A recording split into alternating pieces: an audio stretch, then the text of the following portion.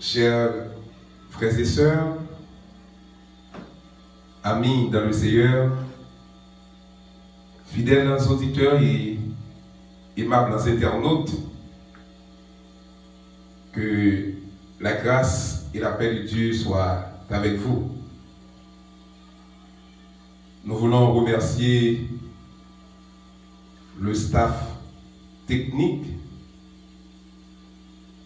qui permet de diffuser et diffuser ce message.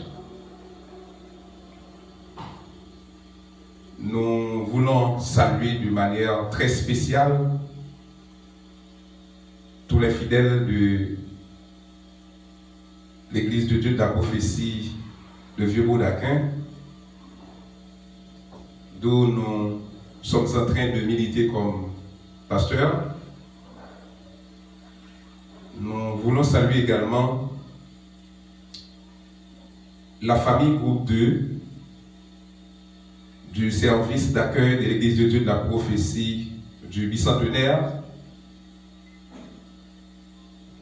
En général, nous voulons saluer tout le monde.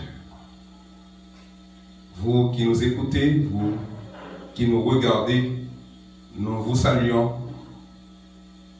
dans le précieux nom de Jésus, notre Seigneur et notre Sauveur.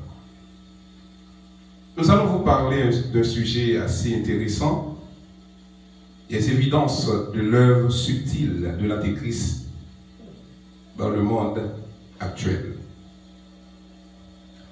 La Bible nous dit qu'à la fin des temps, il y aura un chef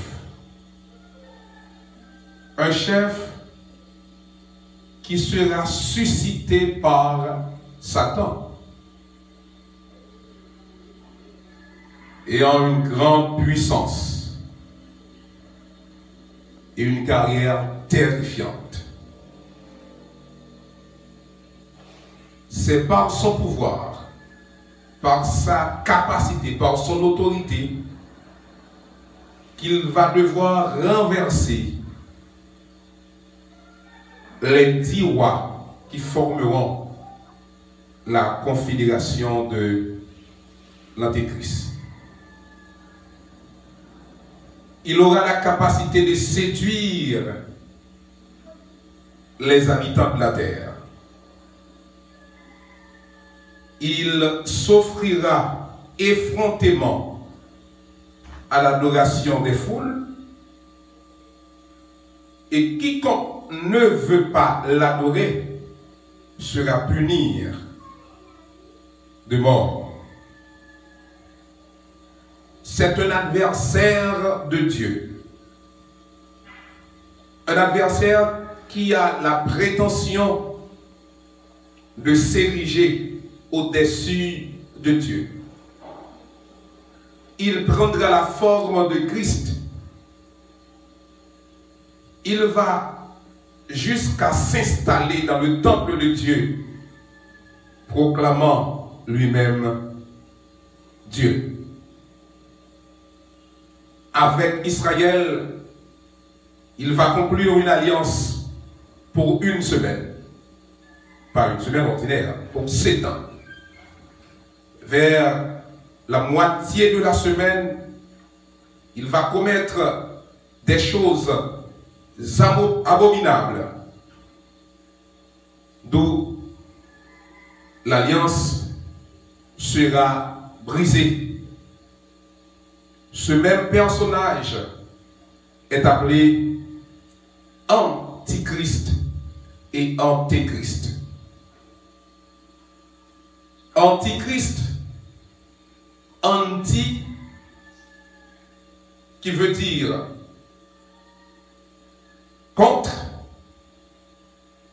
et Christos, loin de Dieu. L'Antichrist, ce nom veut dire il est un adversaire de Dieu. Il est un adversaire de Christ. On l'appelle également Antéchrist. Anté du grec, qui signifie avant, Christos, loin de Dieu. Quand on parle de l'Antéchrist, ce nom explique qu'il précédera le royaume millénaire de Christ.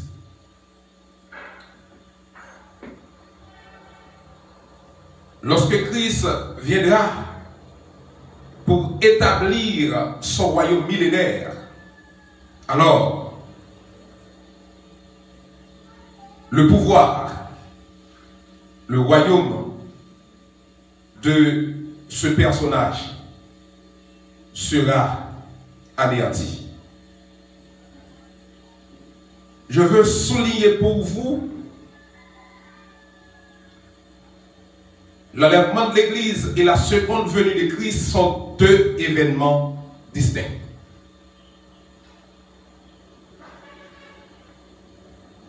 Quand je parle de l'enlèvement de l'Église, Christ attirera les saints pendant qu'il sera dans les airs.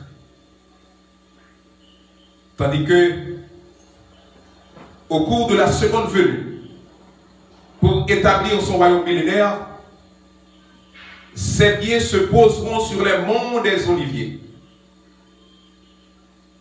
Et il sera accompagné des saints. Les saints seront avec lui pour régner sur la terre pendant 1000 ans. Ce personnage, l'Antéchrist, le chef, tous ces noms incarnent un seul et même personnage. Il occupe une place prépondérante dans la prophétie de la fin des temps. Et qu'apôtre Jean nous dit, l'esprit de tel homme est déjà à l'œuvre dans le monde. Aujourd'hui, beaucoup d'activités politiques, sociales, économiques, religieuses et même des progrès scientifiques sont avancés selon l'œuvre subtile de l'Antéchrist, sans que même les acteurs principaux ne comprennent qu'ils travaillent au profit d'un tel événement. Le monde actuel se prépare pour la montée de l'Antéchrist au pouvoir. Comme ce n'est pas à l'homme, ni même à ce personnage, de décider le moment où il doit s'installer, mais c'est Dieu lui-même qui a le master contrôle, qui dirige tout, qui a fixé la date de son propre gré, de sa propre autorité. Mais en effet, la tendance d'abonder dans l'iniquité,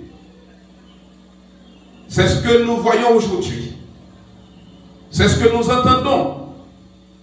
La tendance d'abonder dans l'iniquité. La pollution de l'apostasie. La vision du nouvel ordre mondial. Ne demeure-t-elle pas les évidences de l'œuvre subtile de l'Antéchrist dans le monde actuel? Nous allons pouvoir vous entretenir sur ces trois grandes idées.